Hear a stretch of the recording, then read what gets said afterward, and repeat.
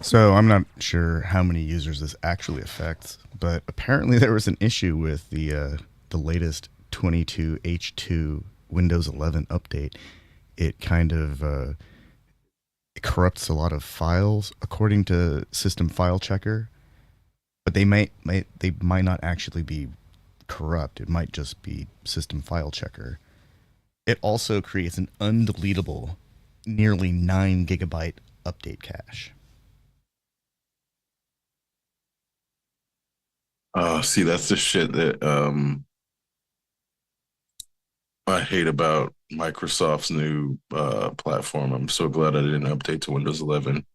So it's funny to me because Windows 11 22H2 sounds more like the name of a virus than something that I actually want to install.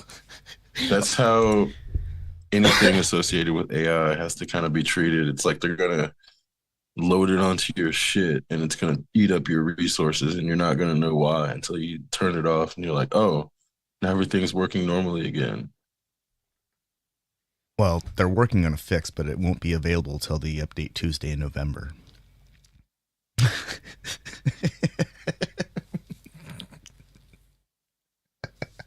So hopefully no one's shit gets compromised, here in the next, 20 something days. But at least until then, we can take solace knowing that the snipping tool lets us extract data directly from tables in screenshots. That's cool, right?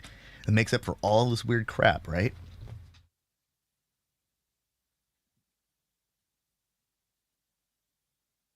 It feels like the last 2 years have been the worst 2 years for tech in recent tech history. And and that's coming off of the tail end of crypto destroying the fucking right. GPU market. Like when we thought it couldn't get much worse, it was like, oh yeah, things are on the upswing. There's no more crypto. They're not mining anymore. We can finally afford GPUs. Nope.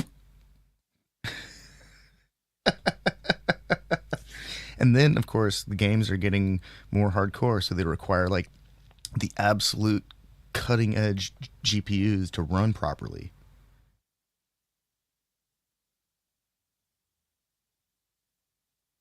Like nothing is being tempered. It's just full steam ahead.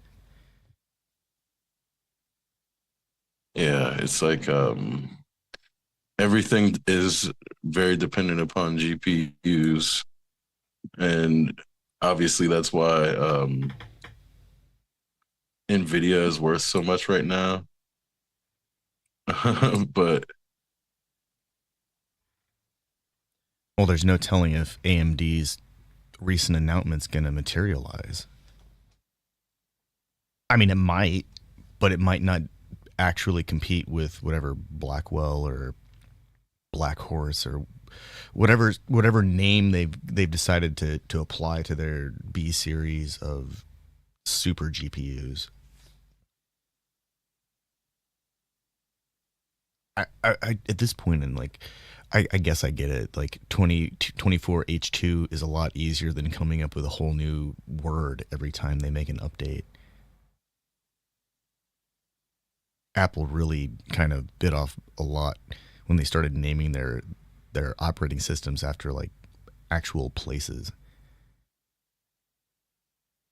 I'm honestly tired of companies changing my interface or changing my tool set like all the time without I mean, it's obviously when you use something you're using their license, but it's like I should be able to turn off interface updates or like you can only delay updates for Windows. You can't turn them off altogether, and you can keep delaying them, but you can't like real like it doesn't really allow you to go in and turn them off unless you go in and fuck with the registry, which is like always questionable. Um, because you might affect something that you're not meaning to. And not Um, everything can even be configured for offline mode anymore. A lot of which is part of the problem. That's a big problem. Yeah, but then it's like they're building these back doors in so they can update, and in the process, it becomes a fucking risk to the user because they want to update and change my shit just because some fucking asshole needs to protect their job. And that's what frustrates me more than anything. It's like it's really hard to get, especially with Nvidia, man. It's like you'll get a stable build and then they'll come in and update it, and then suddenly your shit's stuttering and not running 100%, and you're like, "What the fuck?" And it's completely out of your hands. And then sometimes Microsoft will run an update, and then everything stops running, functioning correctly, and it's like, there'll be brief periods where everything is working perfectly, and like all of my codecs are good and they're not bugged, and I I always enjoy those periods and like play the shit out of any game I have while those times are working. But it's like I can always test if like Sonic Frontiers doesn't run well, then it's there's something up with either Nvidia or Microsoft, and it's not my computer, and it's like I can always determine if it's something on my end, and it's almost never something on my end, and it's almost always either Nvidia or Microsoft just not playing well with the other. And that shit is super frustrating. Mainly the main reason it's so frustrating is because then it affects game developers who are trying to optimize around Nvidia and Microsoft constantly changing their shit, which is like I get the platforms constantly have things to be upgraded or improved.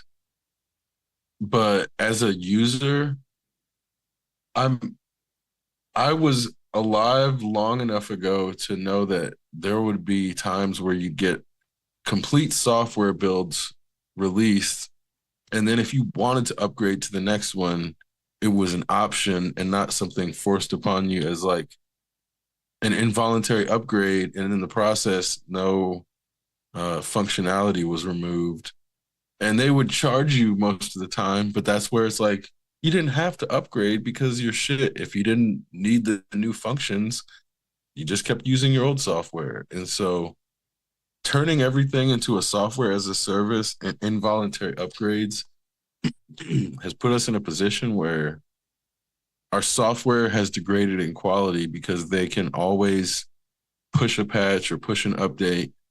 And so in that, they can always justify pushing broken code. And I'm not, I don't think the culture has changed in that, it used to be heavily dependent upon crunch to do that, but they still use crunch and they're still not delivering now. So we've gotten worse pay, worse work conditions, and worse quality software on all fronts, whether it's gaming or um, operating systems or uh, digital audio workstations. Like Dude, all of like the above have degraded in quality and gone up in price. I have three pieces of software that are like directly tied to hardware and in some form or another, like I have a like a tractor that's really best utilized with Native Instruments hardware. Like it's possible to program third party manufacturers hardware to work with it, but all of the deeply deep functionality of the software is ready to go with their controllers, and it's like, why fight it? Other than, some of their best stuff is obsolete because they don't support it anymore, even though it still functions, which is weird. And then, like, I have a version of Reason that still authorizes to a dongle, and I have a version of Waves plugins that still authorize to a dongle. And I don't upgrade Reason because I don't want to have to deal with an always online situation. I want offline mode. I want that thing to never need to touch the internet unless it, like, ever. It shouldn't ever have to touch the internet to function and make music. And the Waves plugins are old enough that, fortunately, I can authorize them with a USB drive that's been encoded as the authorization mechanism. And granted, these kinds of things have been broken for years. Like, these mechanisms to provide software security and authorization, whatever, have been cracked and broken, and so of course they're not enough, I guess, to protect the developer's interests. But from the end user standpoint, like, I mean, I remember when they didn't have to even have dongles, and and so it's crazy. I have to go online now to use this thing that I shouldn't have to go on the internet for, or that's what they want me to do. Like, the idea of a guitar that has to connect to the internet to work is just the the most absurd Wait, thing. does that exist?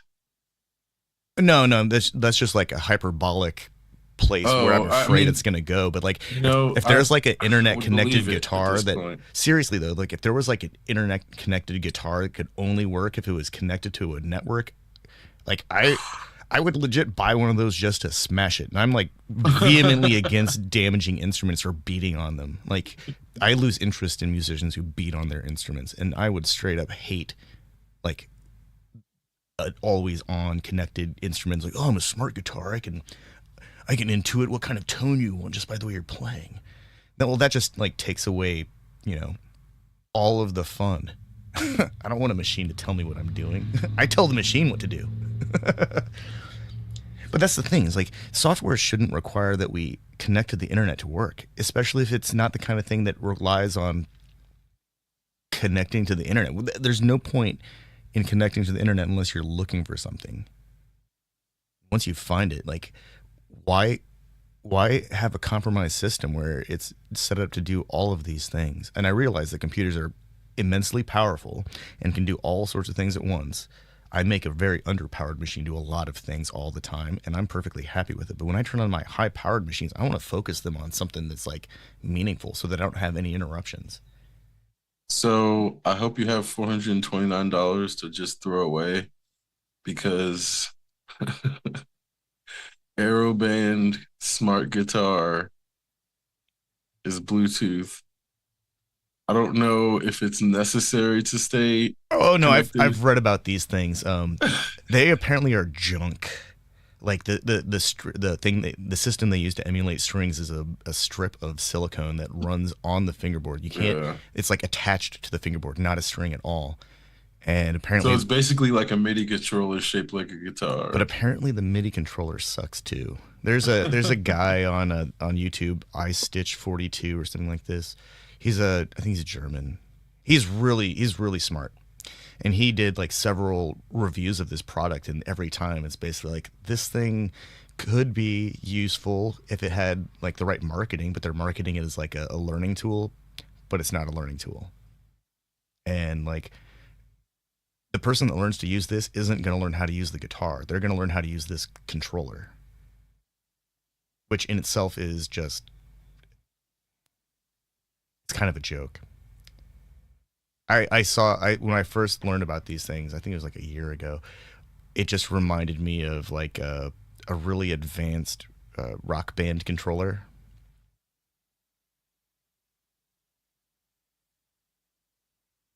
Yeah, that's what it kind of looks like. But It's totally it's mimicking a guitar really well. yeah, it's definitely a controller.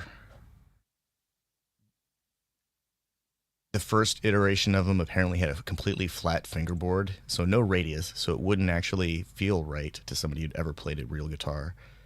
And then, from what I've read, they've fixed the string suspension system so that it has more realistic string tension for the right hand. But even that,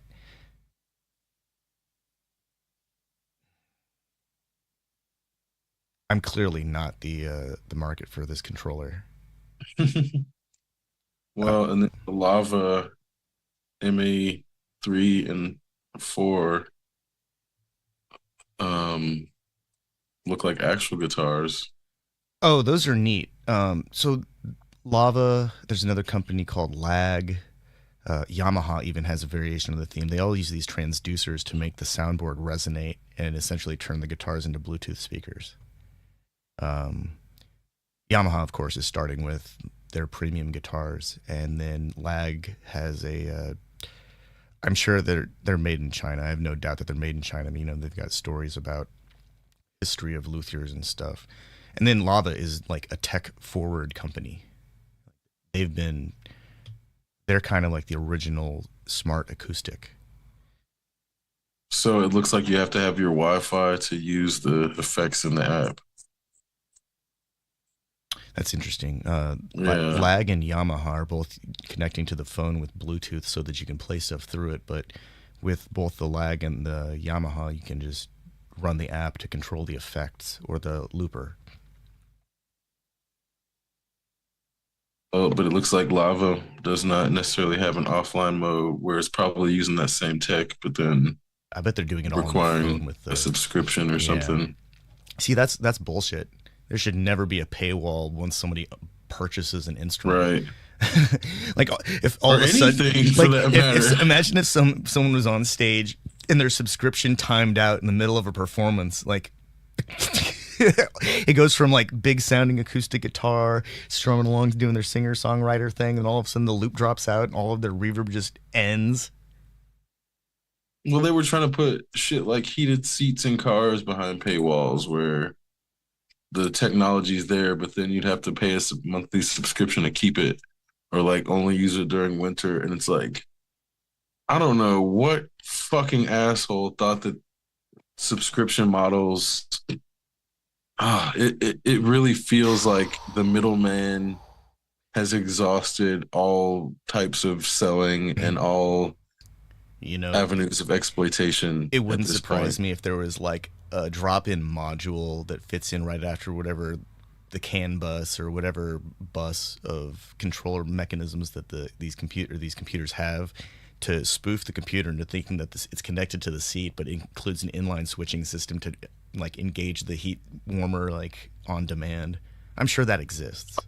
Oh yeah, for sure. They definitely. I mean, they showed early on that those things were easy to circumvent. So it wasn't like I think that's one of the reasons that they Having sideload shit into your car.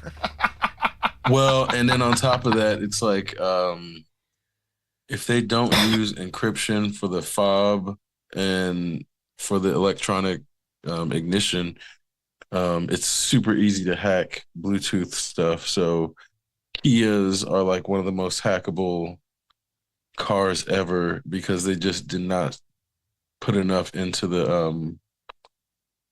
fob encryption. So it's like on the one hand, the technology has made it so that push button start is like, accessible in the look like a $25,000 car with, inflation included in that price. But then it's going to be really easy to fucking steal that car because it's in at that price point. So it's not the best, you know, push button technology. And so seeing those conflict, like it's like focus group testing has been skipped. And now they're like, oh, we'll just push it straight to the market and see if people will do subscription heated seats. And then they don't. And then they take it off and then act like it never happened.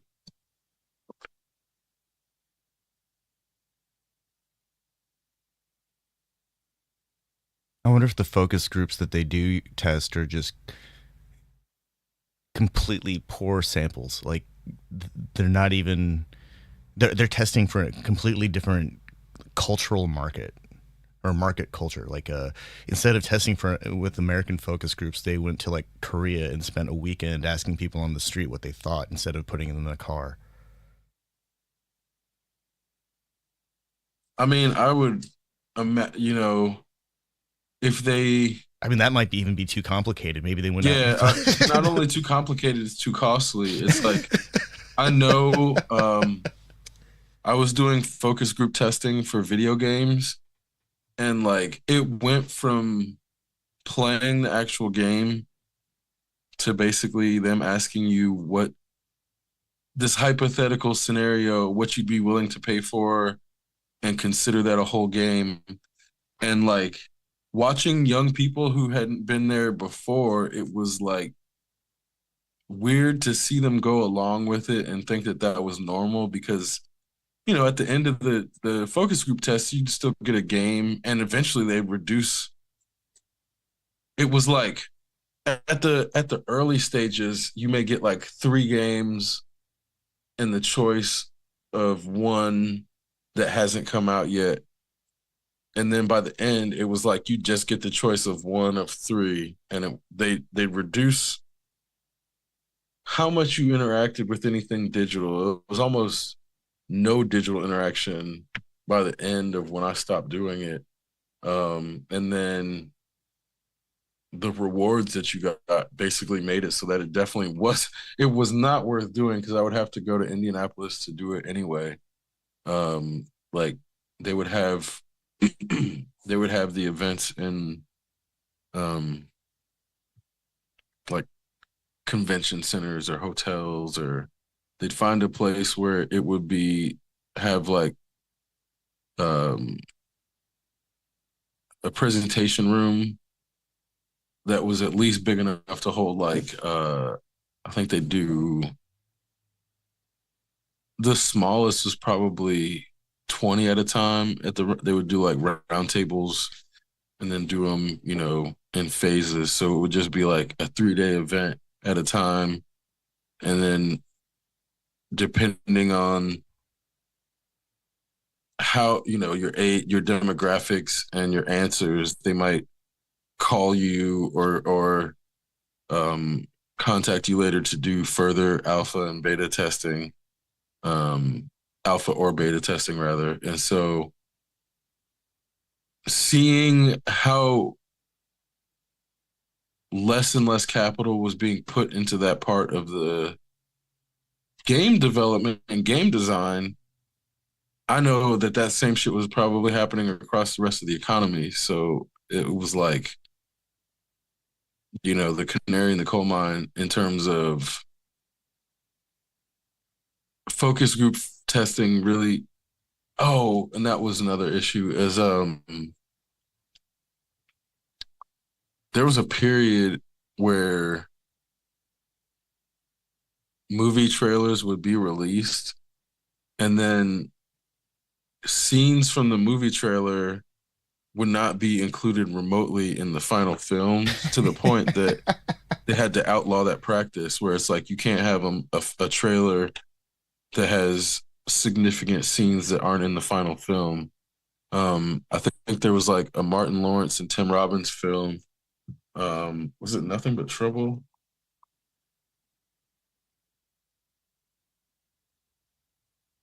Nothing to Lose. That's what it was. There in Nothing to Lose trailers, there's like a scene where they're playing basketball that didn't end up in the final cut, and everybody's like, "What the fuck happened to this scene?" And it was just like one of the first instances of people noticing that shit in the trailer wasn't in the final cut. But then when Marvel did it a couple like what's it called, Justice League or Batman versus Superman, maybe both of them did it, and then MCU shit did it, and then they were like, you guys can't do this anymore. um and so I feel like that was what I'm getting at is it seems like that was when they were kind of doing focus group testing just straight up in public, like, oh, what do you think of this trailer?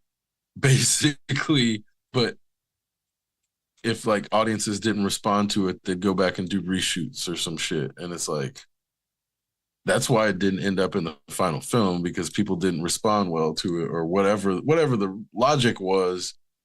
Um, but it seems like more executives started having influence on um, final cut on a lot of these films instead of the actual directors or writers. I mean, I wouldn't imagine the writer ever getting final cut, but at least a director. But even in a lot of cases, I think executives get final cut. And so it's shit like that where like Demolition Man, how they had the whole Taco Bell thing. Like in other countries, it was not, I don't think it was supposed to be only Taco Bell, but it was like they tested it in other countries and it was not enough of a plot point, and so they simplified it from like Pizza Hut and Taco Bell to just Taco Bell. So there's like decisions like that where it's not necessarily like a huge plot point, um, but it still affects the film in a way where then there's an ad campaign in real life associated with Taco Bell because it's only Taco Bell in the film, which kind of undermines the point of the dystopia. Like if you're supposed to have this dystopia where Taco Bell is like the only major food chain, and then you do a real life campaign with Taco Bell, it kind of makes it seem like you think that's a utopia when you're selling out. I don't even call it selling out Looks because like that the film, UK version is still is a Pizza Hut version. yeah. So it's like You have to have the B2 region or a region free DVD player to watch that, though. it's funny. Demolition Man is one of those films where you watch it and you don't know what to think because it's kind of confused in what it's trying to say. So there's this scene where like Wesley Snipes, it feels like he improvises some like anti-Asian shit just for no reason. And it's like, does this really need to be in the film? But at the time, I'm like, I feel like this is how you'd show somebody's actually a bad guy in like the simple 90s. If somebody was like openly racist and saying some super offensive shit towards Asian people, they were a bad guy. So it's kind of simple. And in modern times, it feels like unnecessary. But I think there were certain things where it's like the virtues that were being signaled in the 90s are obviously a different set of virtues than what we have now. But even then, I want to say they were still simpler because they were only dealing with themselves and hadn't actually expanded to like a global perspective yet. Um, when Dennis Leary is your voice of rebellion, and then you realize Dennis Leary is basically a status quo conservative who's just edge lord because he likes to smoke cigarettes in places where they ban smoking cigarettes. That's about the extent of Dennis Leary's edge lordness. Which, not to say that people should strive to be edge lords, but he thought he was such a rebel for lighting up and getting cancer in places and having these, you know, bitter rants about life and bitter rants about other people who are out enjoying their life from his perspective, pretending to be happy, but obviously just able actually to enjoy things in a way that he couldn't. unless he had a cigarette hanging out of his mouth. When that person is meant to be the good guy rebel, we're definitely in a confused place, especially when the whole idea is like in a time where the utopian social justice left has heavy air quote feminized themselves into being too docile to fight back.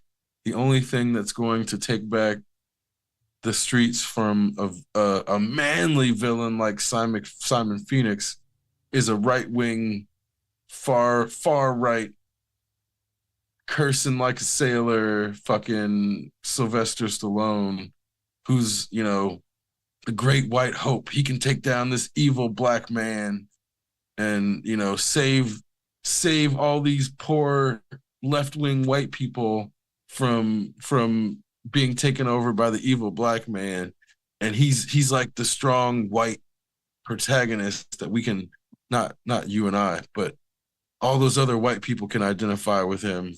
And he's there to make sure that they feel safe when they go home after Demolition Man. But it's like we can read that today, but back in the day, it was just a fucking action film that had a good guy and a bad guy who was supposed to be obviously good and the obviously bad guy. And the obviously good guy curses at machines, but the obviously bad guy makes anti-Asian slurs. And it's like very, very simple times. Curses at machines because he doesn't know how to use the three shells, which implies that he Right. doesn't know how to read because there are instructions for the three shells right next to the three shells. Yeah. That's even weirder now that I think about it.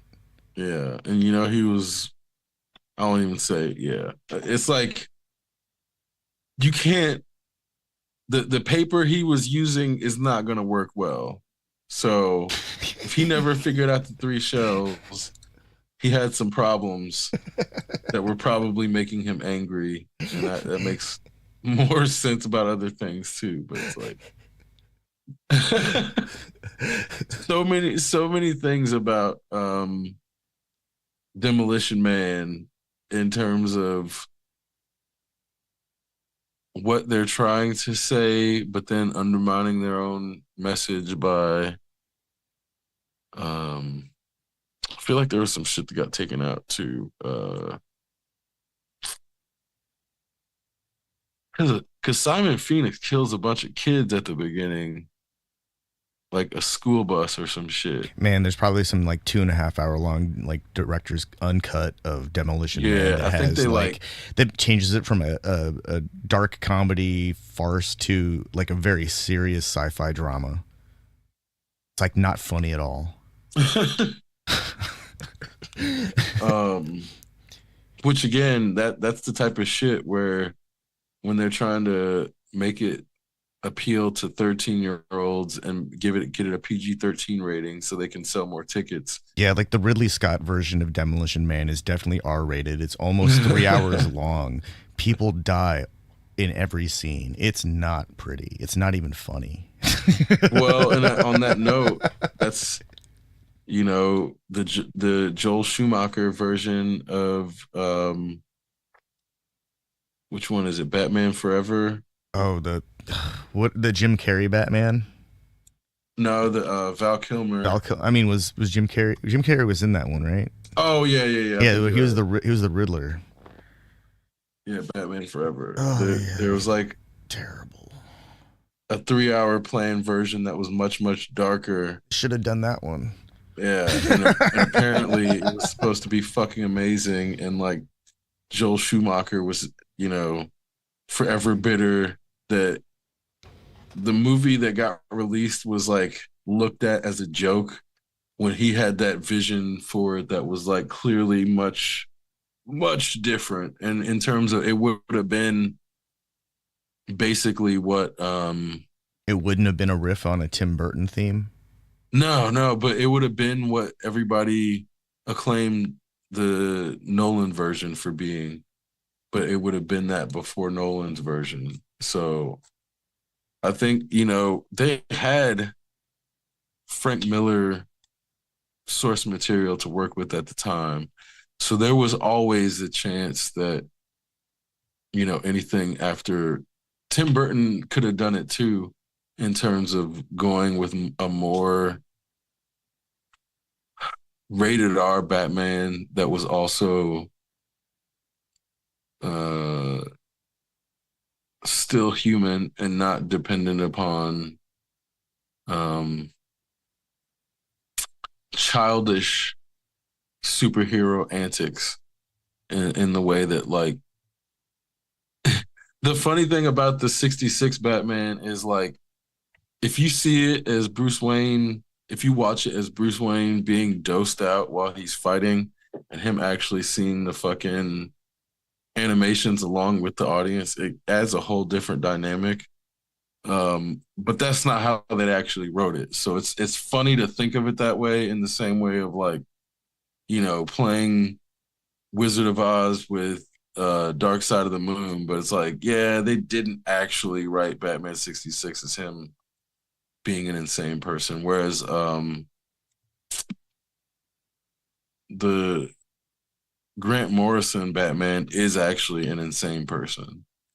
The Batman of Zur-En-Arrh, it's like, if Bruce Wayne's alter ego that was all of the it's not fail safe, because fail safe is a totally different thing. But it's like, if Bruce Wayne's id and super ego basically took over, and we're still aware of his ego, but we're, like, acting from, like, a completely insane place. And that was an interesting take on Bruce Wayne. And so I think there are these, like, different takes on these characters that come from putting them in different scenarios, but that's not always something that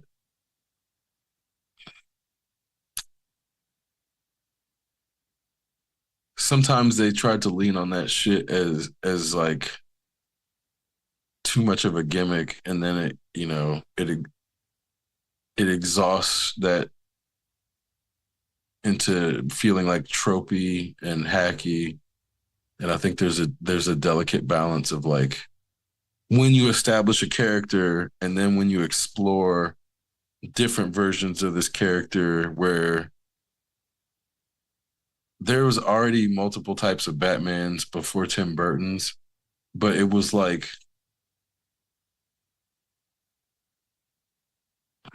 I won't even say necessarily the darkest, because the 40s Batman was not necessarily for kids, but it was dealing with, like, gang warfare and shit. So it wasn't, you know, it's hard to say that, like, just because Oh, it that's right. wasn't, like, Back when he rated drove around R. in like a Mercury or something. Yeah, it's hard to say that it was strictly for kids, because 40s kids had, like, different Oh, it was a standards. Like, Cadillac Series 75 I convertible. mean, have you gone back and looked at PG movies from, like, the 70s and 80s and early 80s? Like, they would have nudity and cursing and shit in PG movies, where it's like different kind of PG. It's not the same PG as today. Shit. PG-13 doesn't even show nudity now. Like, um, what was it? I think Logan's Run or something, where I'm like, are they on an orgy? Is this PG? PG. Let's see nudity. Oh yeah, full frontal nudity. Yeah, I'm not making that up. I didn't make that shit up. This sounds like I made it up. Multiple shots of fully exposed breasts, and Yeah, most it of the sounds. female characters were wearing paper thin blouses without bras. What That's just like what film was that? Logan's Run. Yeah, see, that's what I'm like. Yeah, I didn't make that shit up. And so knowing that aspect of like, yeah, PG used to be completely different than, I think Logan's Run is more air quote graphic than a lot of rated R films in modern I think times. rated R films now have become like gruesome gore fests, Right, like right, sure. conduits for ultra violence. I think it's Which one thank thing if goodness, there's like ultra violence, if it's like an accent, but when the whole movie is ultra violence, there was some terrible Chris Pratt time travel ultra violence story. I couldn't finish. I don't even remember what it's called. It was terrible though. was that the one they released on Amazon? Yeah, it was at Amazon. It was Yeah. it was just like I can't get in on this. Like I don't even. Clearly, humans have done something real up if they're pissed off some crazy rabid aliens. No, it felt like a time travel movie for stupid people. That's what that movie felt like. Because I remember watching it and being like, okay, they could go these places, and I'm gonna go with them for now. But if it goes to this place, then fuck this movie and fuck the people that wrote it. And it did. It went exactly to that place. And I'm like, oh god, Like they're trying to like really make us like Chris Pratt. they gave you a MacGuffin style ending where it's just like Yeah, what that doesn't yeah. even make sense. No, that I remember watching it just because we had Amazon Prime and like everybody was making such a claim about it. I'm like, okay, it can't be that bad, but maybe it is. And then maybe people are just that stupid.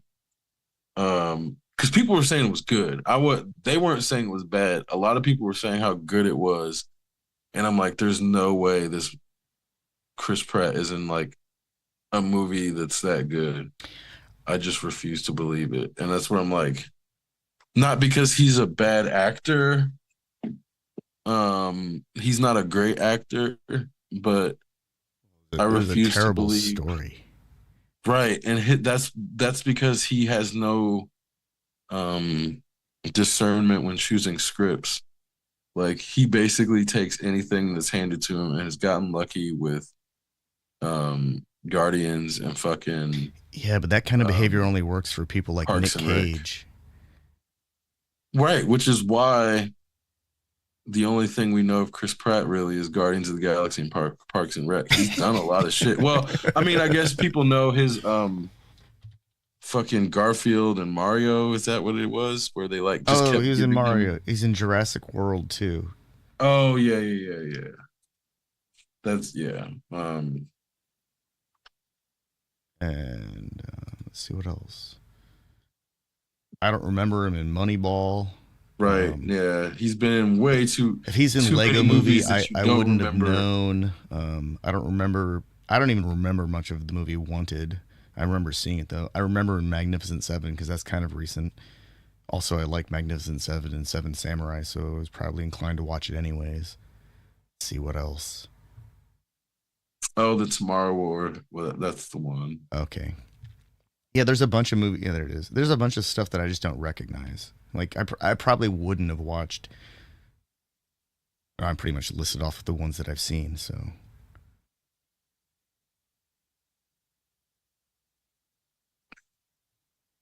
he's got a. I mean, these are all. They all look like. Well, not all of them. A lot of these look like actual big budget movies. I mean, all the Marvel ones for sure, but Yeah, um, I'm just saying because movie westerns. 43 I've seen that, but I don't remember what it was about. because it's terrible. It's Okay. not even. It's like when they were doing spoof movies a dime a dozen, like superhero movie or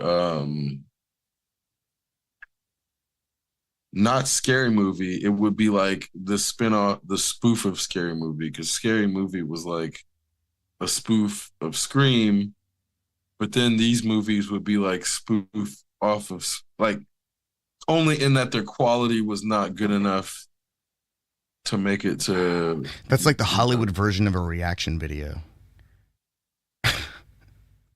Let's make a well spoof of a spoof. but they would release them straight to DVD and straight to video and like advertise them online as if you're finding some underground shit. um do you remember they were there was like a fake movie with the slap chop guy,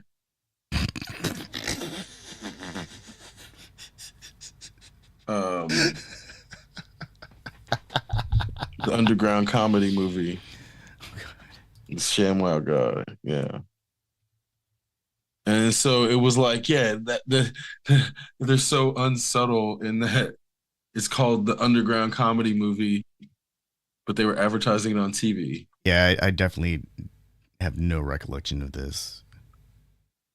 because it was terrible. So you probably saw, oh God, advertisements for it, but definitely never watched it because I'm sure like nobody watched it.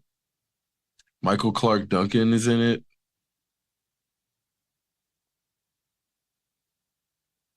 This movie came out in 1999. It's a Batman film apparently. Oh no, Vince no. Offer playing Batman.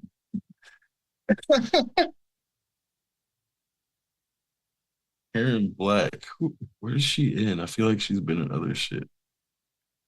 Oh wow. So apparently there's a Vince Offer is part of the legacy of actors who've portrayed Batman on screen. That's messed up. Oh. No, no, it's cool that he's part of that pantheon, but this is like an under the radar Batman story. How?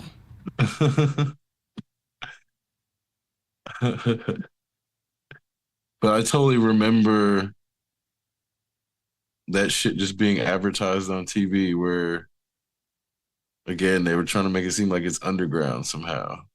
The superhero named Dick Man who dresses in a penis costume and defeats his enemies by squirting them with semen.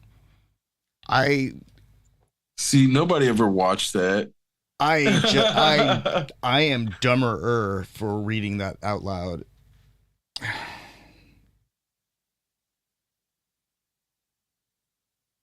And no wonder movies from the 90s were this is like that's a premium example of the dumb shit that came out in the 90s. I'm glad we surely moved on from that now.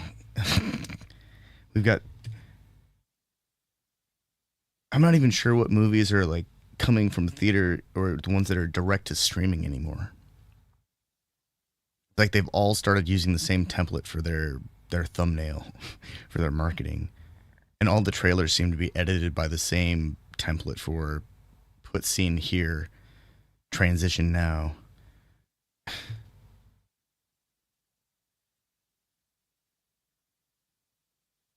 And you can't trust the, you know, sci-fi trailers or action movie trailers for upcoming films in insert year because half of those movies don't even finish production.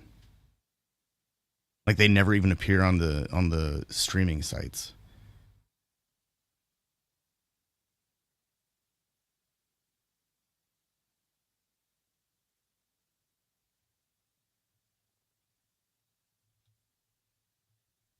People would look at this and be like, nobody can make this today because of woke agenda. Meanwhile, it just sucks.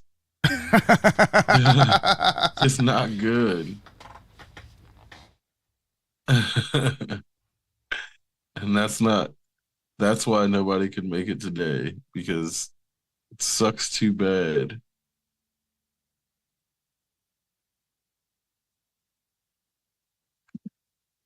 So on the one hand, I feel like there is less frivolous investment in media like that. Like we don't get the underground comedy movies as frequently unless somebody makes them themselves.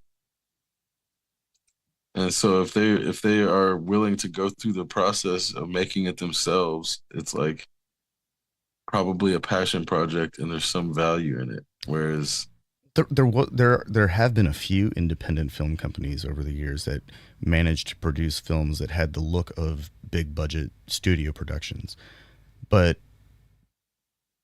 that's like happening for me less and less. Where I see some independent project that has a look of like a real film. A lot of the stuff that I've seen lately is they've got fancy cameras and they're doing some kind of color grading, but the compositions aren't big enough.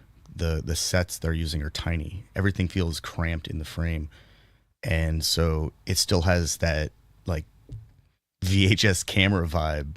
Where even if they were using the same camera systems and lighting systems, there's just something that's not right about, or not necessarily not right. It's just not approaching that same quality of production. And I know it's some of it is the story, some of it is the way the technology is being utilized, some of it is it probably reflects the budget. It's like a budgetary constraint that limits the amount of time they have for post production facility. Who knows? There, but whatever it is, like there was a time though when independent films were getting really good. They just lacked special effects. But now I see independent films that have CGI that's just terrible. We're 25 years out from the Matrix. You'd think that like all of this stuff would have resolved, but in a lot of ways it seems like we're still comparing all CGI to the Matrix. well, I think they nailed the lighting, and then they nailed the use of practical in between the CGI with the Matrix because then if you look at the second film, they like lean too much into CGI in the same way that the I think it's the second Blade film did the same made the same mistake.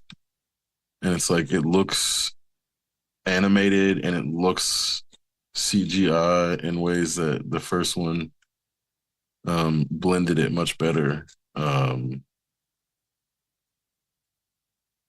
Oh, know, I was just thinking about like how the CGI in the first three or the Lord of the Rings series was better than the Hobbit.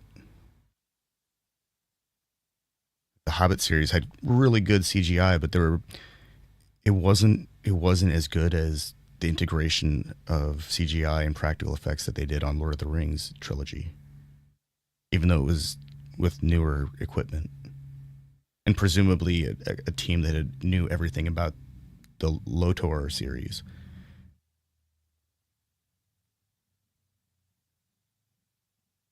well, I felt like they used a lot more practical Yeah. on the trilogy than all of the side stuff because what Desolation of Smog, it looked horrible. Yeah, it looked like a video game cutscene. Yeah. Like almost all of it looks like a video game cutscene.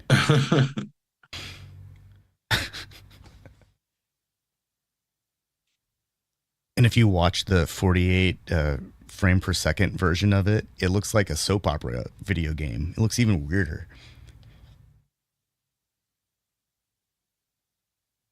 Like who knew that double frame rate of film speed made things look really weird.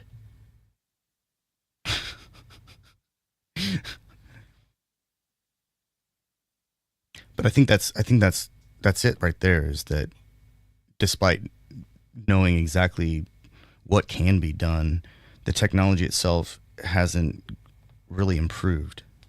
And the operators of that technology have been making really cool stuff, but it still gets compared to a movie that's now 25 years old. And that's crazy.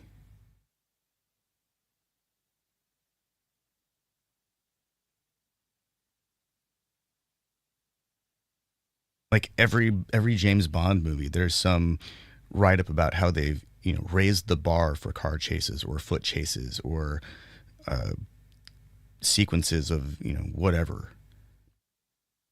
They show some vehicle doing something that nobody thought it was capable of doing, and then every time. But then with CGI, it's just like, oh yeah, nobody wants to try and scale that mountain again.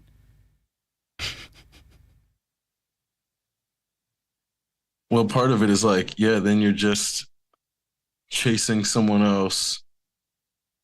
And if you don't do it as good as them, then even if you got more money, people are going to say you still didn't do it as good as this other person. We're talking about the MCU, by the way.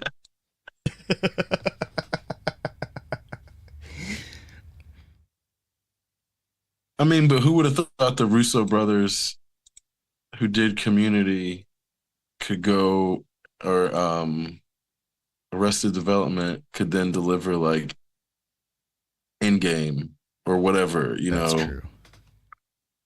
And I think part of it is like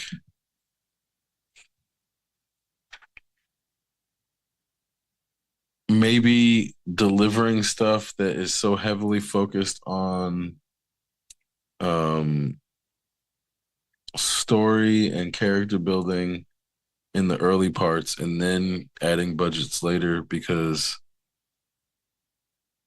I don't know, it felt like Kevin Smith tried to go too early in adding budgets, and it was like it didn't quite work out.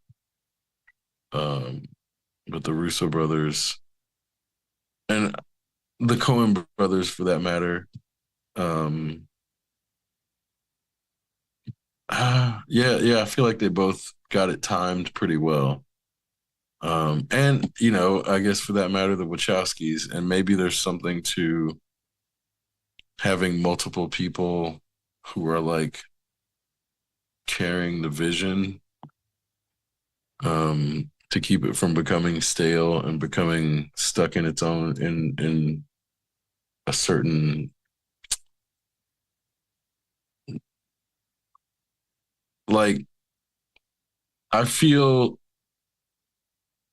as if the story that the Wachowskis were trying to do with the Matrix got sidetracked by executive decision making, which is why the second and third films felt like, um, if you didn't watch the Animatrix and then play the video games,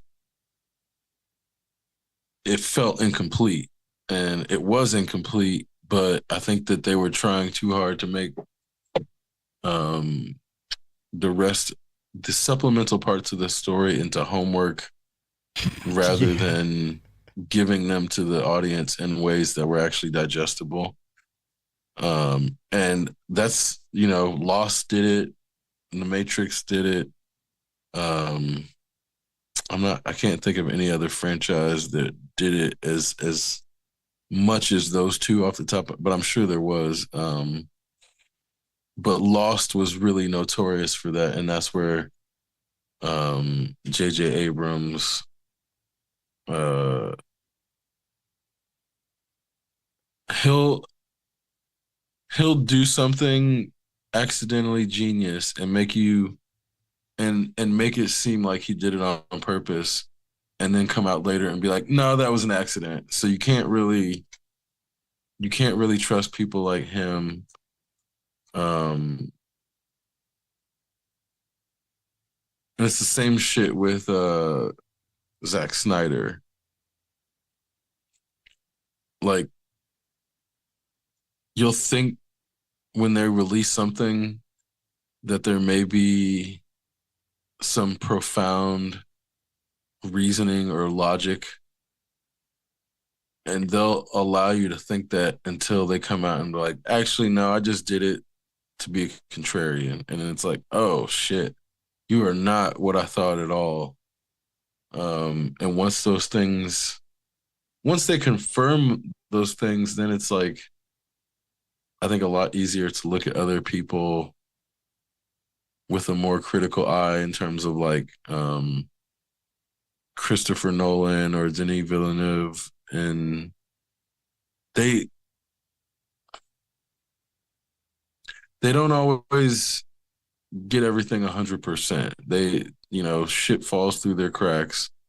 Um, I think they're much better than other producers slash directors, um, more consistently, but there's there's like a clumsiness in Arrival that I wouldn't have called clumsiness until I saw um, Dune Part One and Part Two. Like, because that clumsiness is no longer it's like worked out. And I think part of it is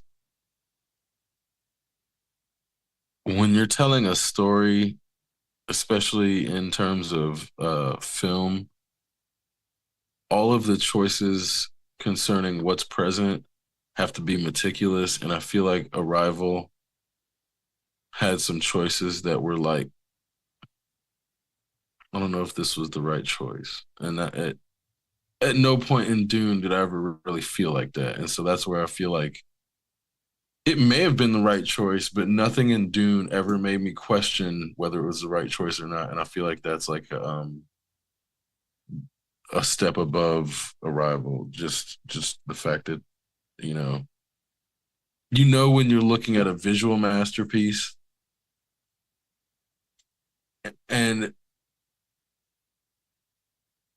sometimes when you're watching a cinematic masterpiece that's not necessarily a visual masterpiece the whole time, you may be watching a once in a century movie, but you don't know it until like 15 years later. And Arrival definitely was not one of those films. Um, it's good, but from top to bottom, Dune Part One and Part Two are better. It's just unequivocally like I think Close Encounters of the Third Time did Arrival better than Arrival. Um, yeah, yeah, it didn't. Close Encounters was something that had a story that was watchable from the onset. Arrival doesn't make sense until you get to the very end of the movie. Like, no matter and how then much there's no hand waving rewatch and value. explaining they do, yeah, there's no, you can't rewatch it after you've sat through all of that, and you don't want. And there's no reason. They've explained it. They told you, and they tell you the whole time. It's like the worst part. It's not the kind of story that reveals itself. It doesn't require the audience to actually think about it because they're just gonna telegraph, telegraph, telegraph. Oh, if you didn't get it, here it is, right here at the end. It might as well have been an M Night Shyamalan movie. Right. And on that note, it felt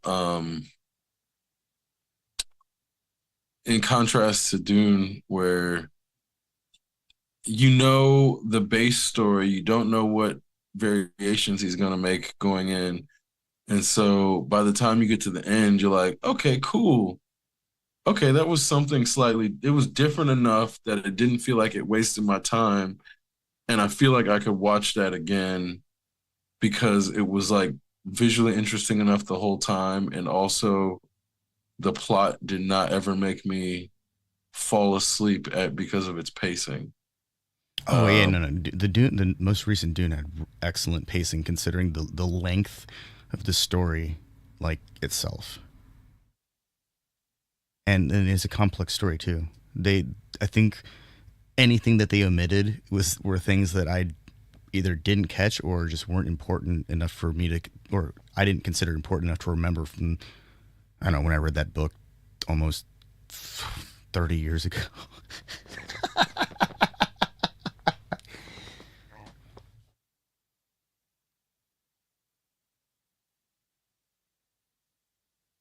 I actually think that the most recent Dune did a good job of explaining that the Atreides at this point, well, Paul and his Fedaykin are actually the bad guys in this scenario. I think they accomplished that goal when he unleashed his holy war at the end. And the Benny Gesserit manipulation I felt was more obvious. Yeah. Like the way that it was the culmination of generations of planning and um, genetic experimentation. It felt like much more obvious, and that's where I felt like there was no wasted lines and there was no wasted scenes, but then all of the things that were present were perfect in terms of building the lore in a way that was it wasn't easy to follow, but it encouraged rewatches because you're like, oh, okay, I picked this up the first time, but it's clear the second time. And Do you think they even get paid per word?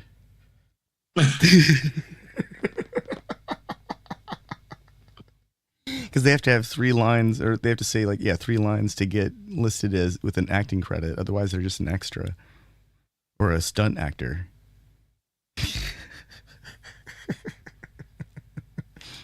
There were so many people that didn't have any lines in that movie, in both of them.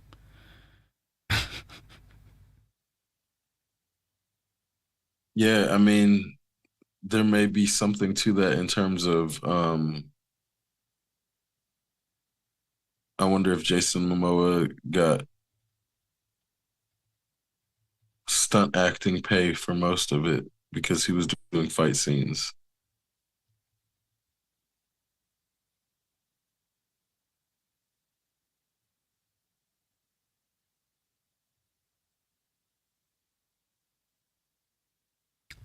Yeah,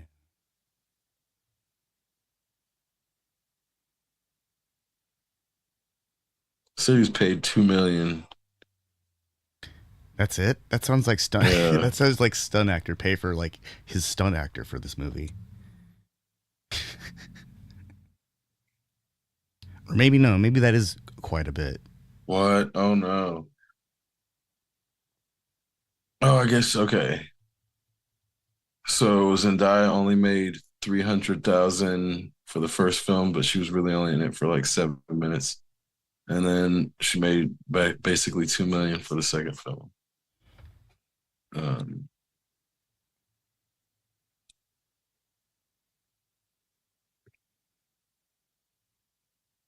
because that's what, yeah, Chalamet got paid 2.2 million, so they weren't getting Yeah, they insane. weren't getting big paydays out of this. I bet they were Yeah. paid per word.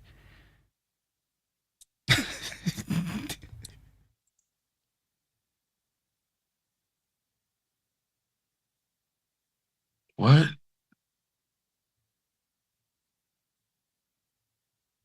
No way. It says Christopher Walken only got paid $200,000 for his role in Doom.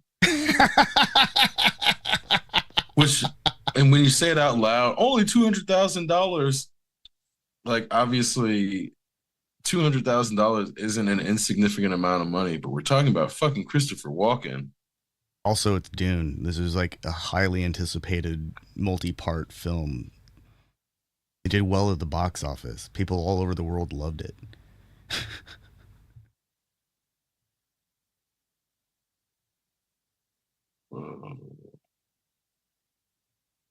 Yeah, I mean, these people must have just been there for fun. This is what this sounds like. Austin Butler, 250,000. Rebecca Ferguson, 600,000. Fucking Timothy Chalamet, 3 million for the second film. So I because then you find out like Robert Pattinson didn't make hardly shit The for the Dune 2 budget Batman, was like $190 million. right? Which then it's like that clearly went into the set and the costumes and the fucking makeup, Yeah. and it was clearly a ton of practical, like just $190 million worth of practical is what Dune 2 was. Like they probably have a working ornithopter somewhere that they don't fucking want to tell us about because it like would upend the avionics fucking community. And Denis is like, actually, we want to get this shot, so we built ornithopter, and it worked. It worked Of course, the 100%. French have a working ornithopter. Seriously, if anyone was going to have a working ornithopter, it'd be the French. Because they can make anything work somehow.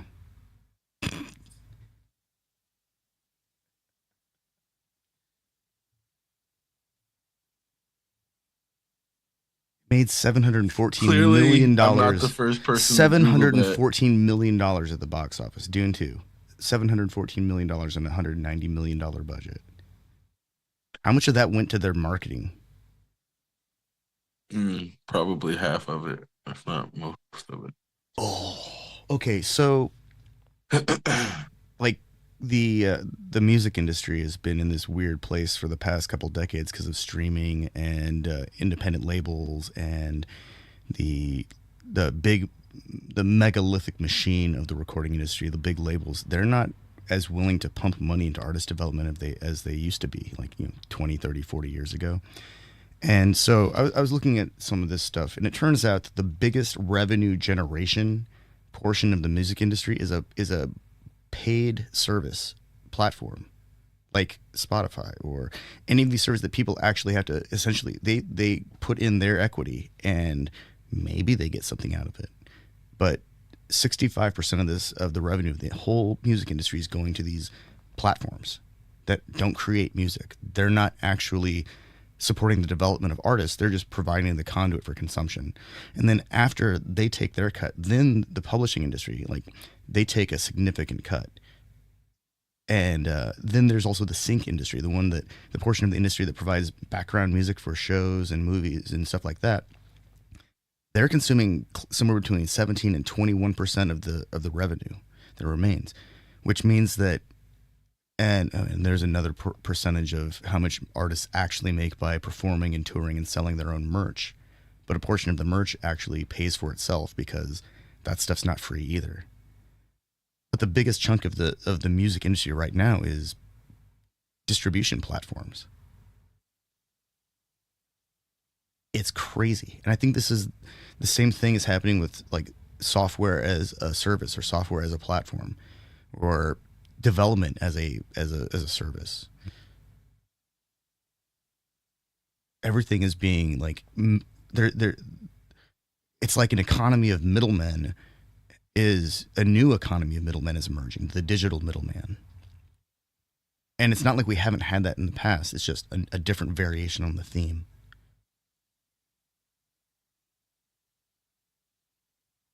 Well, and that's where I it seems as if they're going to have to start outlawing it in America in that um scalper and coordinated ticket hoarder it's no longer feasible, and that's why that lawsuit against Live Nation, um I think it just happened or just like started. Yeah. They also had like a big security breach, I think, where all of their Yeah, it was in May when they first brought the suit. yeah. And then in August, 10 additional states joined. And when that shit finally hits, I mean, I don't know um how soon it will end. Yeah, but a total of 39 states are now suing Live Nation. So it's not gonna end well for Live Nation. But I don't, the shit obviously isn't gonna affect ticket prices that quickly. But even then, it's not. that lawsuit that will do it. It's the low ticket sales because people can't afford to buy tickets to fucking shows the way they used to be able to. So they're just canceling tours now and making it seem like it's not because of the ticket sales when it's definitely because of the low ticket sales. Like I think Nicki Minaj canceled the tour. Uh a bunch of smaller artists canceled tours, but it's definitely a big deal when big artists have to cancel tours. Jane's Addiction had to cancel their tour because their Oh, singer because got into a fucking yeah. fight on stage. That's if that's not the most '90s rocker thing, despite Some being Massive Attack was just about to go on a tour and they canceled a week out due to unforeseen circumstances. they got into a fight. Donald Glover cancels 2024 tour, says he needs surgery and time to heal. What the? Yeah, he just had low ticket sales. Lauryn Hill and Fuji's tour quietly canceled. Why are so many festivals getting canceled this year, 2024? Lauryn Hill confirms ticket sales caused U.S. tour to get canceled. I'm not going out unless I get paid. Well, that's like the standard. There's not enough interest in it. It costs them too much money to tour. There's some formula that they have to run. Otherwise they're just losing money. I feel like they'd have to sell at least 50% of the tickets to a show before 2 weeks is like 2 weeks out, because then it's like they can do enough marketing to sell at least 25% of the remaining tickets at regular price Yeah. and then sell the There's rest at discount. there's probably a spreadsheet that they plug in all the numbers, like what they're gonna have to bring with them, what they're gonna have to rent from a backline company, what kind of like vehicles they're gonna have to rent, Right. all that stuff. And if the Especially, I mean, numbers, if they have multiple buses, definitely. yeah, and like there's definitely some kind of spreadsheet that calculates all this stuff, and where they say, oh no, we can't even afford to do this right now. Like there's just not enough interest. But that's also like, the market doing its thing.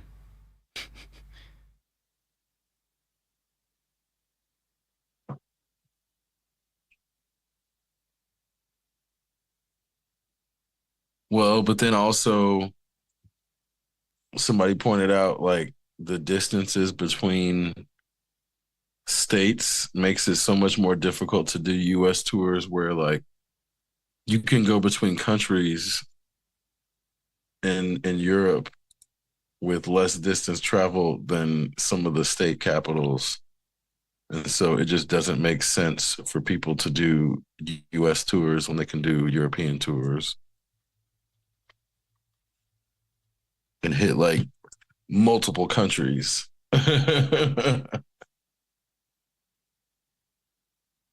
Damn, Jennifer Lopez canceled the tour this year. Taylor Swift didn't cancel tours.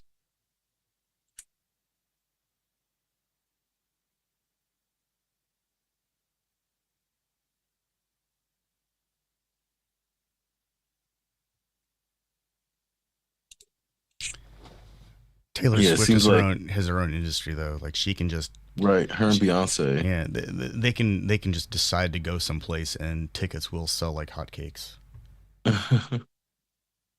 She should just call it the economic stimulus tour. I mean, but damn near every tour used to be an economic stimulus is the issue. And I want to say it was happening before COVID that effect started to go away. People would still go to concerts, but it wouldn't be packed, but it wouldn't be empty. And so I remember. Whoa. Apparently, in 2023, live music event revenue grew by 25% to over $33 billion. I mean, but it had fallen the previous 3 years, so that of course it grew. Like it had plummeted. But apparently, it also exceeded $25 billion for the first time. Yeah, I mean that's inflation too, Yeah. which is like there's multiple things happening there. Oh, sure. Like it's the same. Um, It's the same reason that some Adele song became the highest grossing song of all time, and then like there was a lot of comparisons to or an album, and they compared it to like Thriller. And of course, we know that Thriller's like lasting impact will be felt for like all time throughout all of pop music. But I can't really think of what Adele's music sounds like other than the squawking sound she makes in one of her setting fire to the rain. so average concert ticket in 1996 cost $28.50. In 2024, the average Hold on, concert let me guess. ticket Let me guess. is It's $87. oh you generous person. It's $123.25 Oh man, that's before you have to go to the bathroom too. before you eat anything. Yeah. Average ticket price for a Bad Bunny concert is 290, followed by 216 for Justin Timberlake and 149 for Nicki Minaj. Yeah, and yeah, the ticket news was that the average ticket price reached 123. That's crazy. Oh my god. So since 1996, it has almost quadrupled. Exactly. Well, a little over that. Yeah, shit. I can't even think of a musician whose music I like enough to spend $100 to see them perform. That's like going way out of my way. It's gone up 4.3 times since 1996. So I wonder if that is in line with the just regular inflation.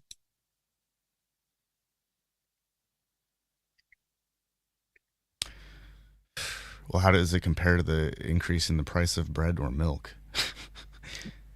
And then we'll know if it's in line with inflation. No, it's okay. So $1 in 1996 is worth $2 today. Yeah, it definitely did not scale with No, inflation. It's like way out of proportion. yeah. No wonder nobody wants to be a musician. There's no money in it anymore. The Ticketmaster is taking it all. Yep, that's exactly it. That's like a band like headlining at a Hard Rock Cafe, and then after their set, they've got to go and clear the tables. Well, because they're taking, I think, I want to say Live Nation takes part of the merch revenue as well.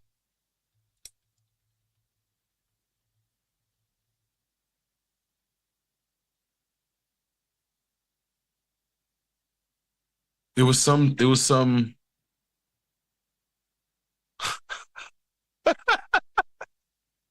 They no longer are taking a percentage of merch sales as of September 2023 because they announced the end of merch cuts because they wanted to jeez. Were Yeah. they selling their own merch and not cutting the artists in? Something really diabolical. They were taking up to 30% at one time. Do they think that The they're merch Apple? sales, basically.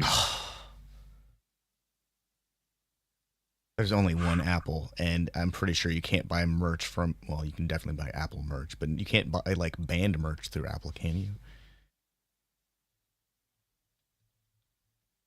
Mm. So, Oh no, I um, was wrong. You can definitely buy merchandise for artists through several of the apps that exist on their platform, and they take a cut from that. mm. So yeah, well, I guess That's I guess that's what I that's where that's where those numbers must come from. The 65% of the industry is just going to platforms that sell shirts with stuff on it. Hmm.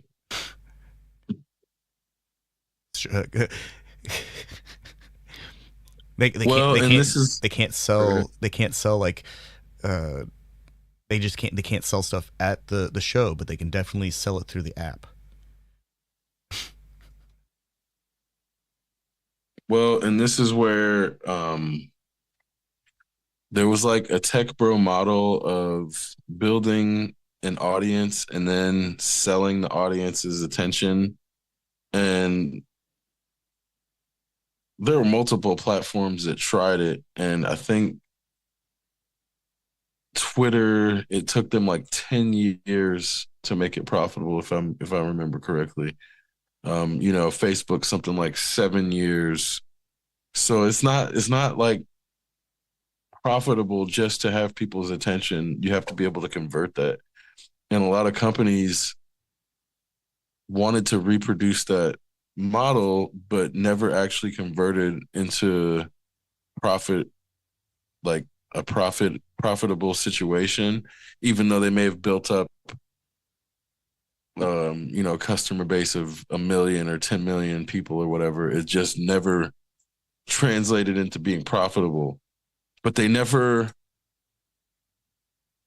But Steve Jobs cultivated a culture of acolytes and evangelists that like Google doesn't have, despite Google having a much bigger user base. And Right. like Samsung doesn't have that level of evangelist acolyte either. I don't think they need to though. That's They the don't issue. Is need to, like, but like I think that's the thing that Apple did better than and everyone. so I'm not saying that it's a that good thing, but it's like they definitely have their but that's not even evangelists. what I'm talking about. In Okay.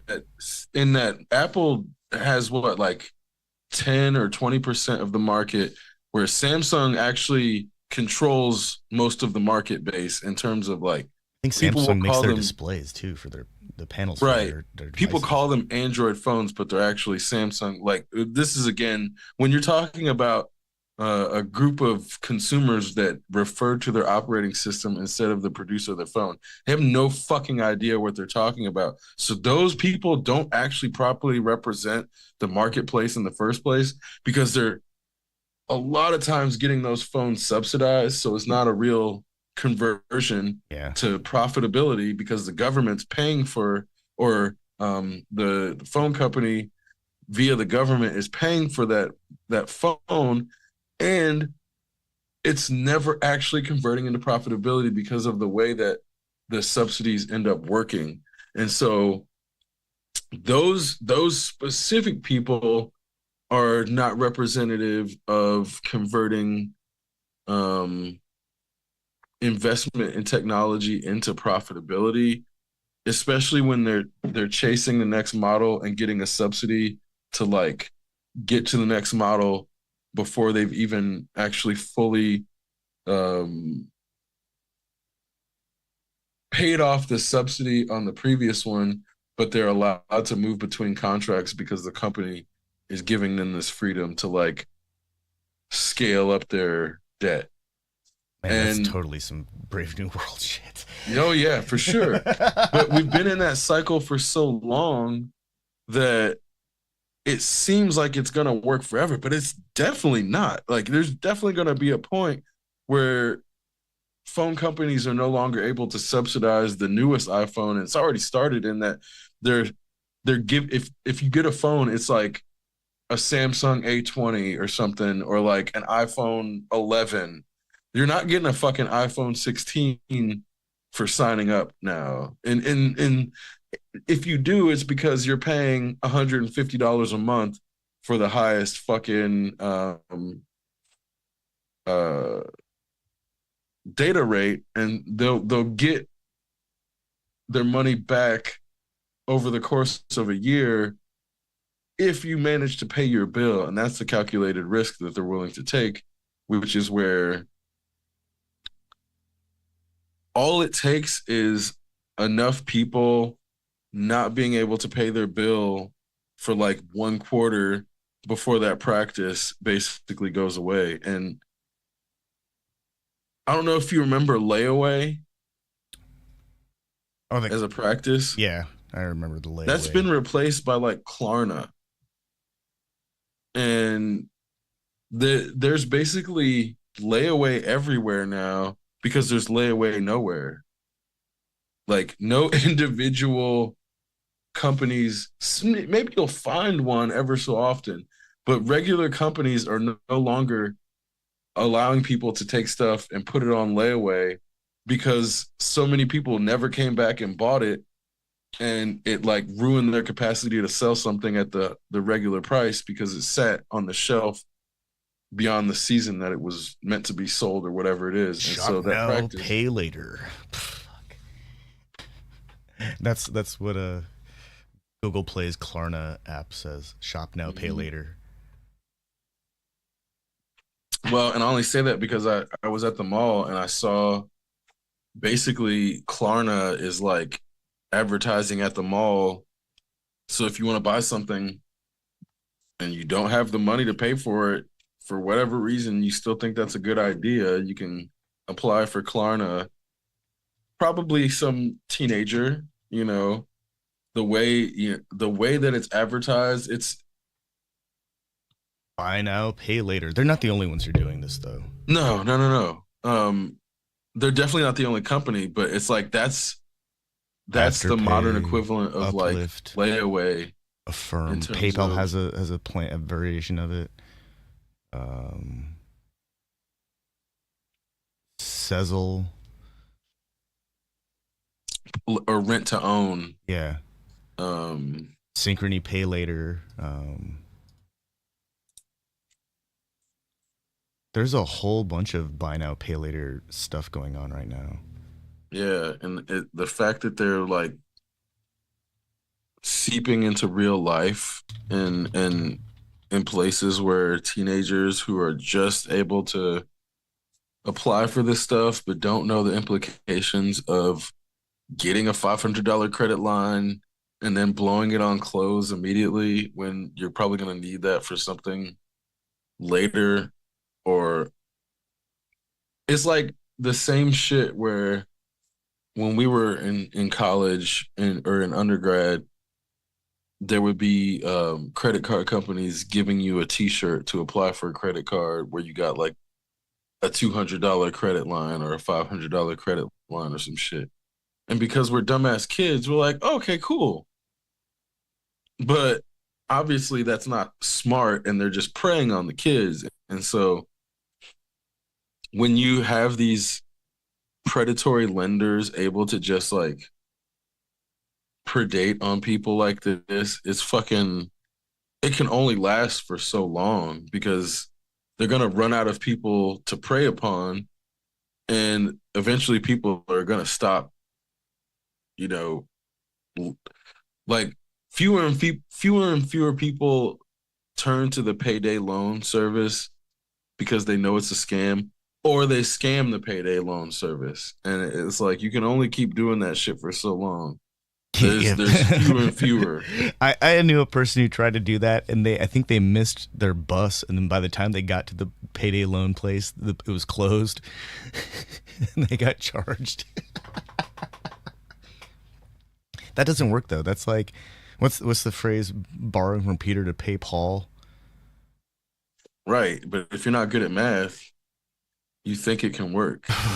You think it can, like, you can flip your way into paying somebody off and ending up with money in your pocket instead of just another debt. That's like every TikTok video I've seen where somebody gets the bright idea to hook up an alternator to their electric motor to try and power the electric motor with the energy generated from the alternator without factoring in power losses. Yeah. Those are people who probably never got 100% on their test scores because that's proof they don't understand the concept of 100%.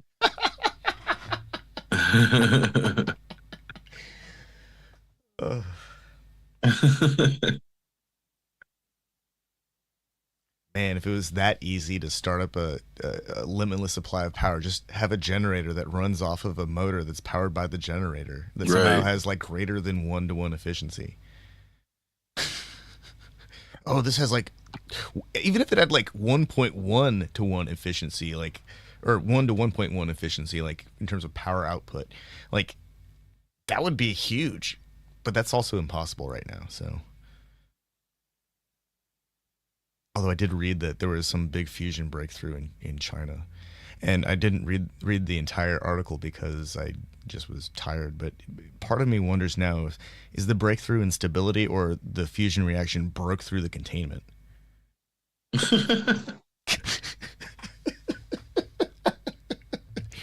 Because I'm willing to believe I both. feel like we know if the latter were the case. Like they can't wait to tell us when some shit goes wrong in China. Like, oh, they irradiated a bunch of people on accident when they were trying to do some good. Fuck China. That's like how our news runs. Yeah, but So also, that's where. but it could So have go ahead. it could be a breakthrough because nobody and they might not say anything about it because they don't want China to have stable fusion. That's what is more likely to me. Yeah, In that, yeah. like, yeah, they're never gonna tell us if China figures out cold fusion or stable fusion before us, knowing damn well that we're not really putting money into it like that. The idea of containment failing is a lot more entertaining though.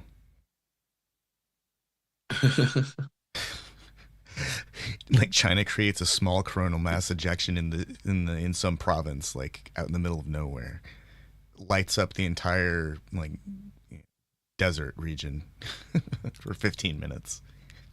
Obviously everyone died. Uh, research to resume in 3 weeks.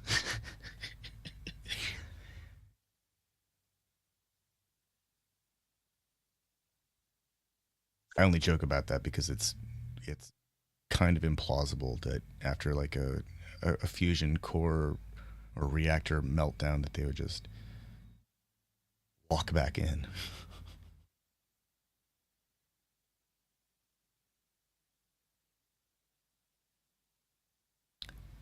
Like some of the images that I've seen of like the containment modules that they're using for fusion reactions, like some of that's really crazy. Like the alignment of the panels has to be perfect. Materials can't have any kind of like anything build up on them because it destabilizes the field. And somehow they can like use lasers in those spaces too somehow to like contain the magnetic field. Oh my god! So they're using deuterium and tritium, which is like I've only ever really seen those things be used in science fiction. Well, deuterium's heavy water. I mean, in terms of like,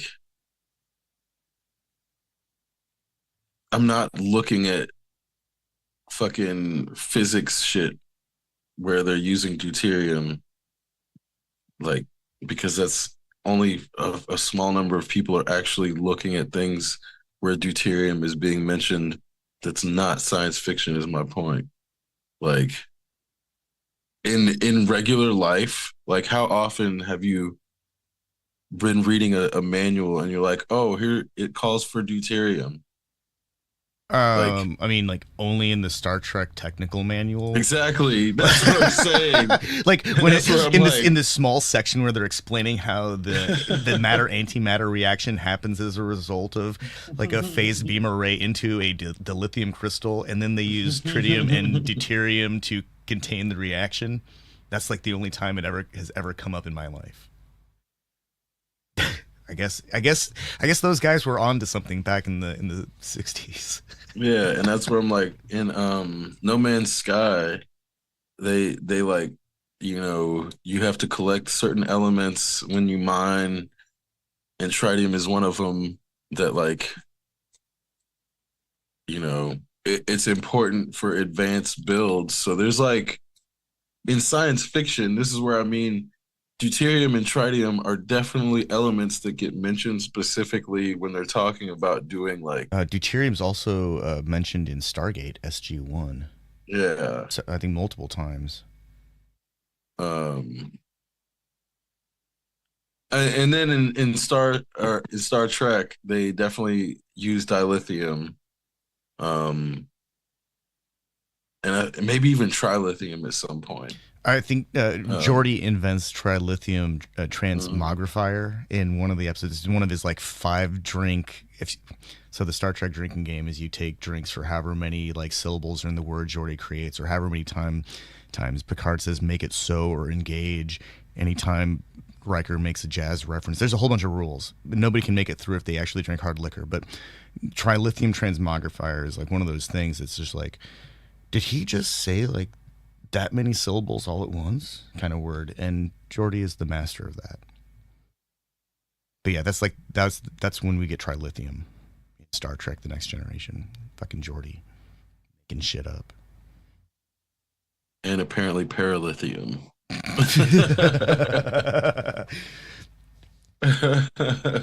Paralithium probably has some like dual purpose, like antidepressant and warp field stabilizing properties.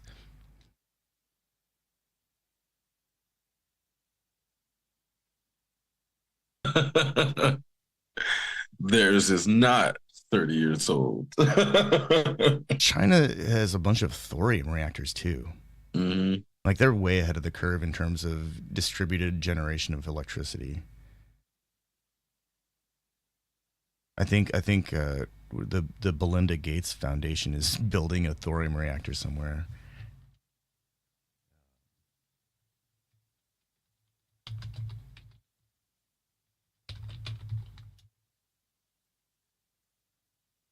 Oh, it's a natrium reactor, whatever the heck that is. Small modular reactor, sodium cooled, fast reactor with molten salt storage. In Wyoming. Yeah.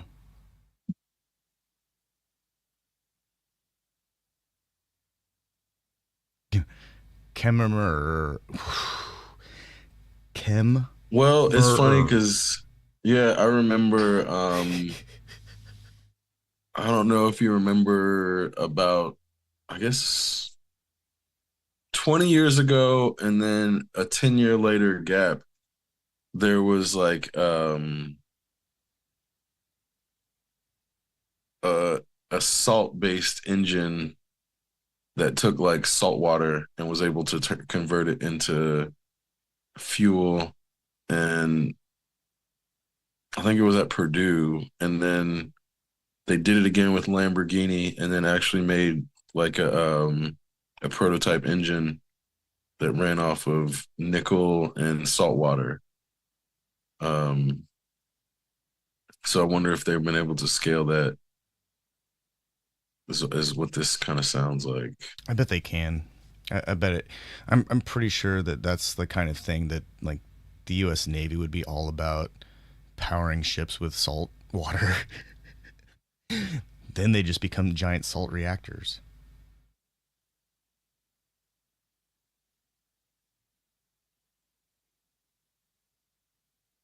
TerraPower, 345 megawatts.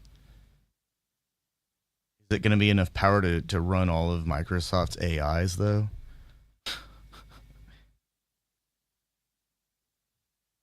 Natrium is just the Latin name for fucking sodium. That's that tech bro shit, man. Sodium's not good enough. We'll call it natrium. Did they copyright Natrium reactor? I don't know if they'd be able to, right? If you if it's like an old word.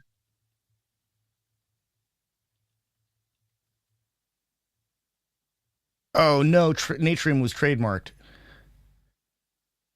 TerraPower, they have their Natrium trademark application by TerraPower LLC was filed in July 7th of 2020. Did they get it? Uh, Because just because you apply doesn't mean you got it. um, doesn't say that they were denied. Opposition was published on the December 15th of that year. Active. Yeah, they got registered. Yeah. So natrium is an on the active. 13th of this year Yeah, of it's August. an active trademark.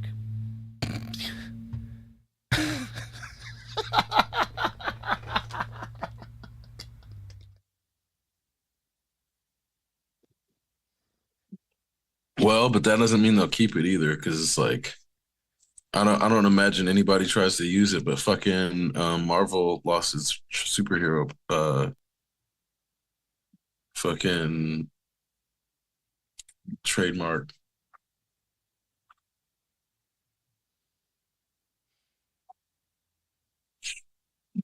They couldn't have just called it a salt reactor and made things easier for everyone to understand what's going on. But then Natrium sounds like it's something It sounds futuristic. advanced. Yeah. Yeah. Like, oh, with our new natrium reaction, we can provide clean power up to 345 megawatts, 500 during peak demand. Like, that's definitely some marketing.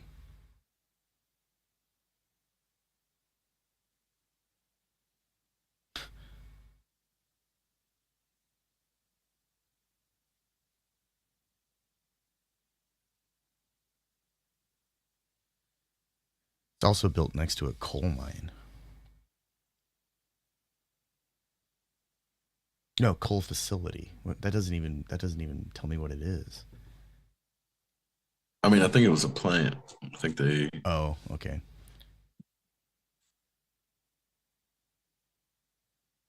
They're just gonna change the coal out for sodium. basically.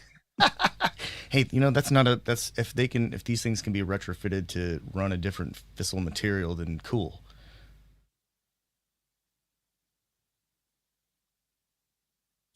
Or heat storage medium, whatever it is. I don't know enough about it to really reliably describe it. They're calling it advanced nuclear energy though.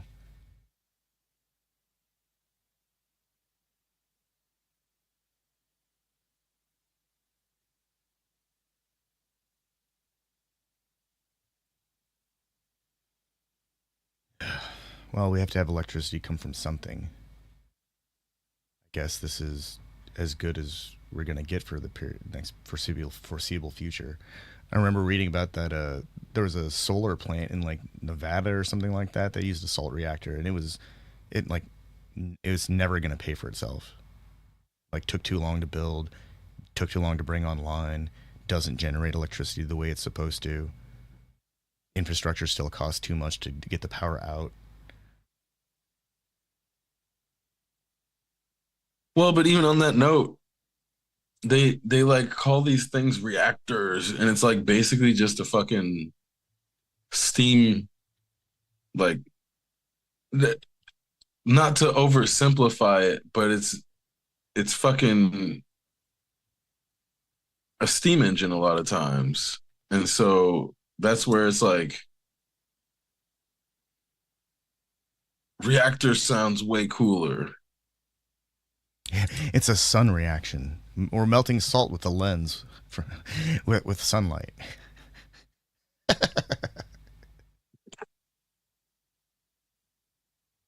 Yeah, this one, yeah, the Natrium's still a steam generator, straight up. Steam turbine, steam powered turbine. It's like that's what most of them are. Which again, it's not trying to oversimplify it, but if people knew that nuclear reactors were just giant fucking Steam steam, engines. yeah, it doesn't sound as intimidating.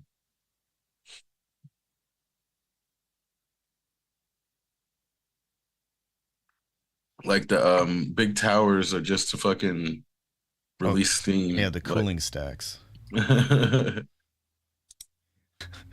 That's just so we don't like destroy entire swaths of ecosystem with steam by like ruining the atmosphere directly above it.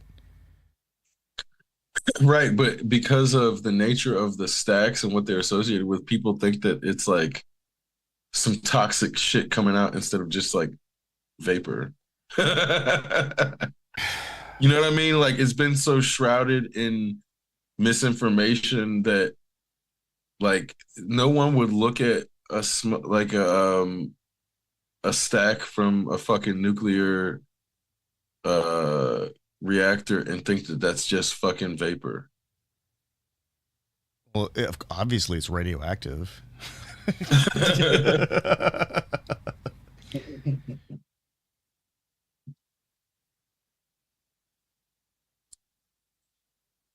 Yeah, well, my understanding of the history of nuclear power, at least in America, is that it was sometimes too much too soon, and they were working with people who had inadequate training. Like every time there was something that goes wrong, like, they did what they were supposed to. They shut it down, but a lot of things always seem to be go wrong. Like, and then of course the documentaries, they'll always kind of pin it on like a group of people who probably had a lack of proper training, especially when the technology is essentially brand new. I think that's probably why it's probably why all of the current reactor research is taking longer than normal, because they can't just hand it over to Homer Simpson.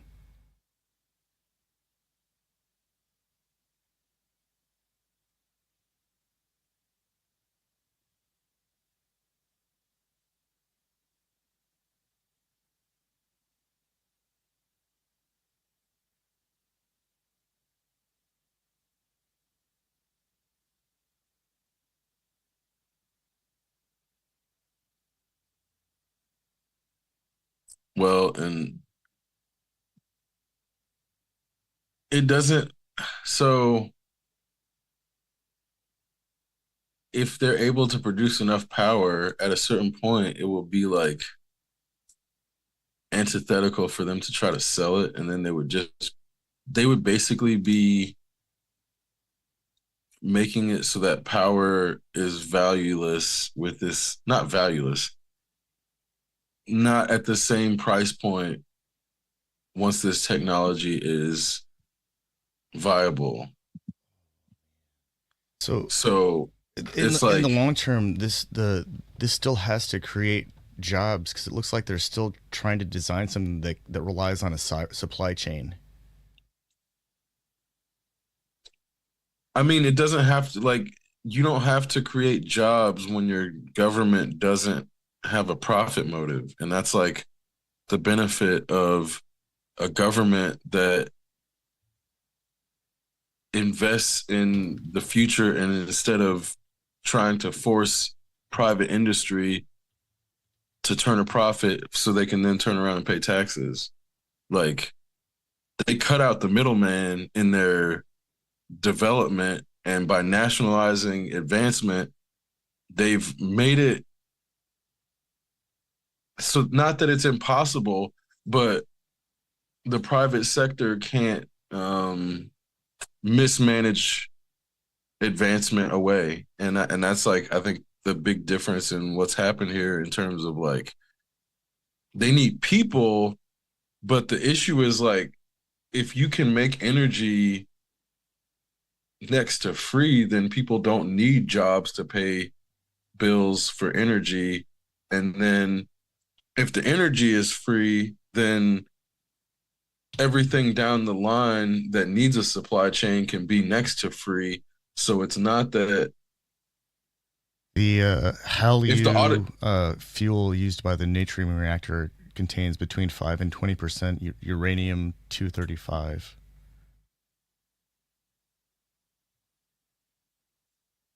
And the salt is just a storage medium.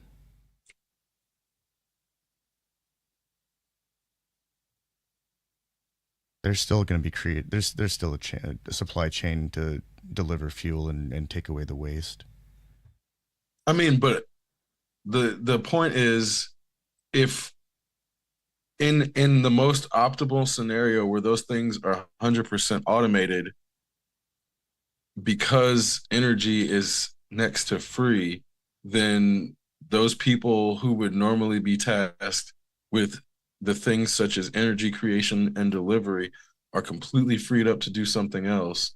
And so that's where that ripple effect of freeing up the population who isn't absolutely necessary to be completely focused on the basic supply chain that delivers energy to the rest of the country, then causes that outward ripple effect, which is where we're nowhere close in America. There's nothing even remotely close No. except the military industrial in terms of, yeah, they have engineering core and they have things that can use to build things, but that's not their um, mission or their main goal. So that's where it's like, if you have an entire segment of the government that's dedicated to building viable nuclear resources, and that's their entire goal, and whatever it costs, you're going to pay that because they get whatever they want. They don't need extra money to go out and buy a fucking Lamborghini because that's not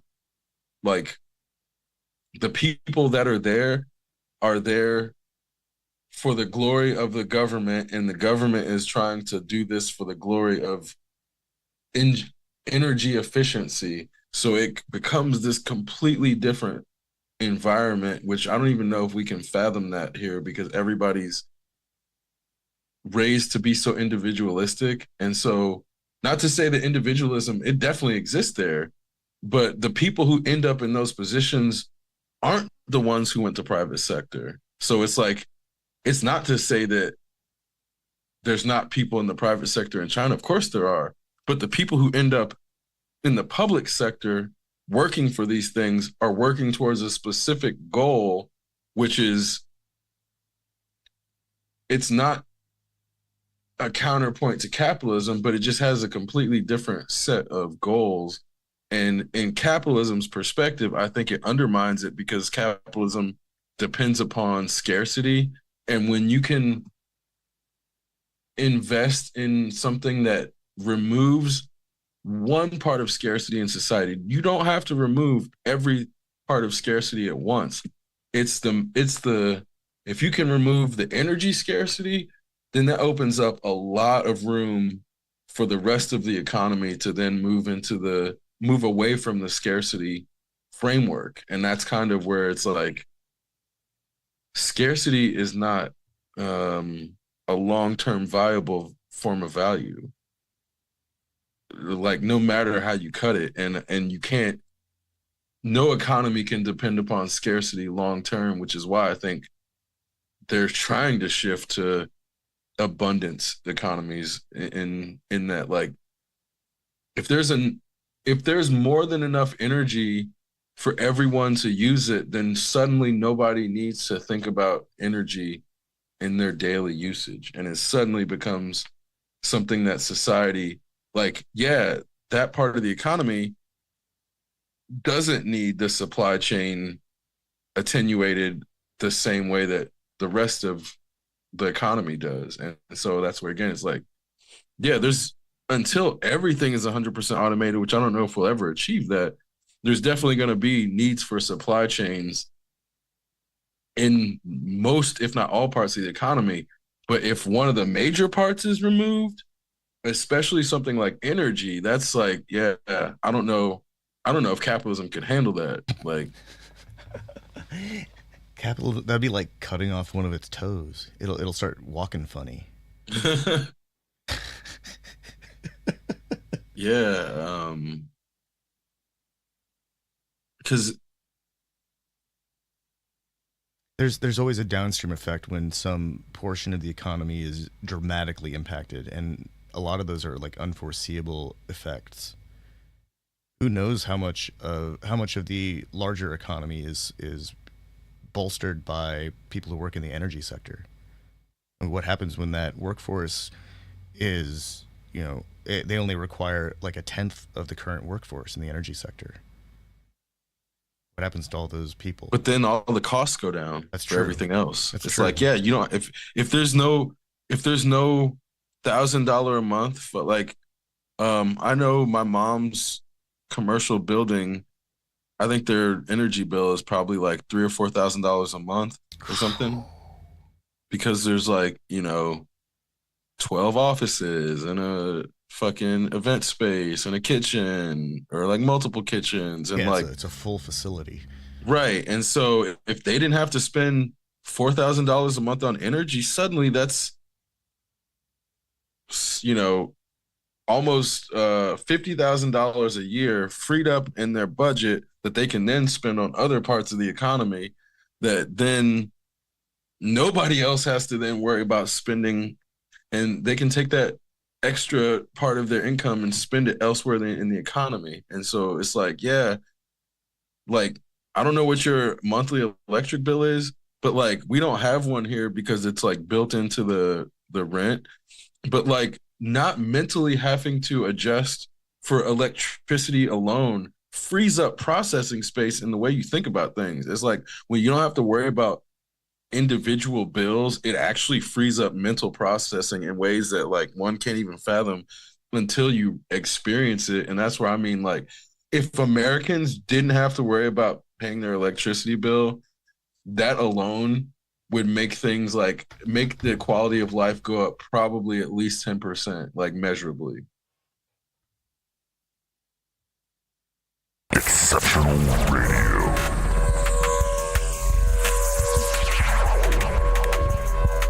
Exceptional Randos shows produced live in Sunroom Studios' Base Capsule. Remember to catch our Exceptional Randos live stream on YouTube every Sunday between 2 and 4 p.m. Eastern Standard Time. And if you have a story, idea, or question that you would like to share, we want to hear from you.